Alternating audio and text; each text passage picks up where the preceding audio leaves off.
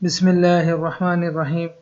الحمد لله رب العالمين والعاقبة للمتقين والصلاة والسلام على سيد الأنبياء والمرسلين محمد وعلى آله وأصحابه أجمعين. السلام علیکم ورحمۃ اللہ وبرکاتہ.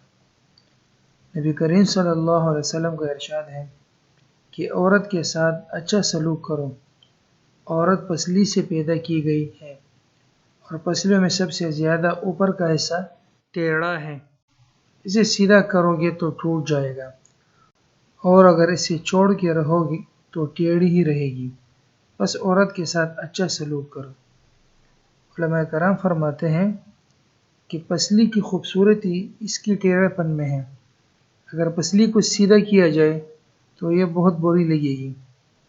اور دوسری روایت میں ہے اگر تم اس کو سیدھا کرو گے اور اس کی سیدھا پن طلاق ہے. اگر آپ اسے سیدھا کریں گے تو اس کا سیدھا ہونا طلاق ہی ہے. اب ہر گھر میں لڑائیاں اور جھگڑیاں ہوتی رہتی ہیں. جو مرد و عورت یعنی میاں بیوی ہر وقت لڑتے رہتے ہیں، ان کے لیے میٹھی چیز پر 7 مرتبہ باوضو ہو کر یہ آیت کریمہ پڑھ کر دم کرے. دونوں کو کھلا دے، انشاءاللہ دونوں کی لڑائی ختم ہو جائے گی.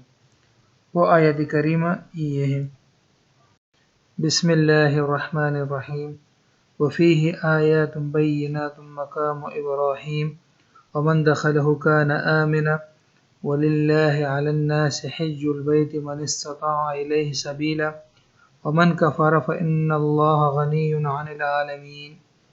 اللہ رب العزت ہم سب کے گھروں میں اتفاق اور محبت پیدا کرے.